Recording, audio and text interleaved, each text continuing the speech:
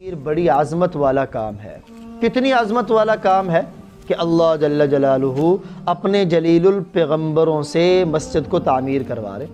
ابراہیم علیہ السلام خلیل اللہ کا لقب ہے، جد الانبیاء ہے، مسجد کی تعمیر کر رہے خود مستری بن کر۔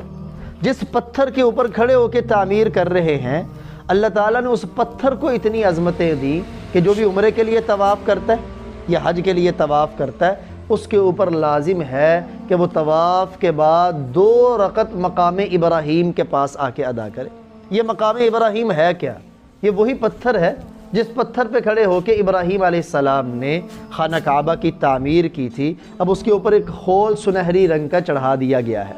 وَاتَّخِذُوا مِن مَّقَامِ إِبْرَاهِيمَ مُصَلًّى۔ اب اندازہ کریں جس پتھر پہ کھڑے ہو کے ابراہیم علیہ السلام نے خانہ کعبہ کو تعمیر کیا، اس پتھر کی اتنی اونچی عظمت ہے تو بیت اللہ کی تعمیر کرنے والے ابراہیم کی کتنی اونچی شان ہوگی۔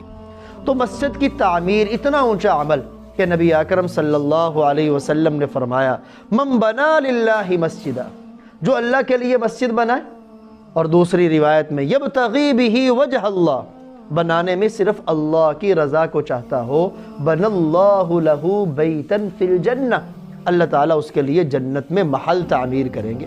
اب کتنی بڑی مسجد کوئی بنائے، بہت عالی شان بنائے، چھوٹی سی بنائے، چنانچہ دوسری روایت جامع ترمذی کے اندر ہے، سرور دو عالم صلی اللہ علیہ وسلم نے فرمایا جس نے اللہ کے لیے مسجد بنائی، صغیراً کان او کبیرا، چاہے چھوٹی مسجد بنائی یا بڑی مسجد بنائی، دونوں کے اوپر یہ فضیلت ہے، اللہ جل جلالہ اس کے لیے جنت میں محل تعمیر کریں گے۔ اب چھوٹی کتنی چھوٹی؟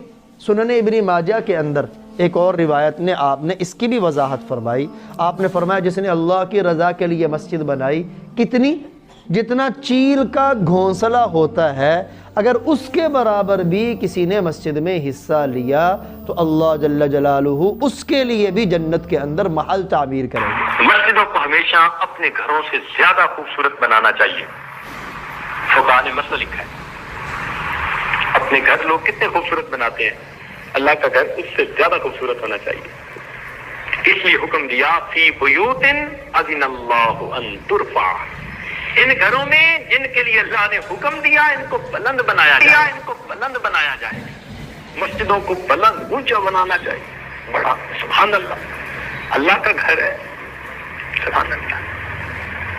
ہمارے حضرت مرشد عالم رحمۃ اللہ علیہ نے مسجد بنائی، بہت خوبصورت، بہت خوبصورت، لوگ دیکھتے ہیں حیران رہ جاتے ہیں۔ ایک مرتبہ یہ حاجت کھڑا تھا تو حضرت نے مسجد کو محبت سے دیکھا اور اس حاجت کو کہنے لگے کہ دیکھو لوگ دنیا میں اپنی کوٹھیاں بناتے ہیں، میں نے اللہ کی کوٹھی بنائی ہے۔ تو واقعی یہ اللہ کی کوٹھی ہوتی ہے، اللہ کے ساتھ نسبت ہے اس جگہ کو۔ خدمت میری ایک عظمت میری ہے، یہ خدمت میری ایک عظمت میری،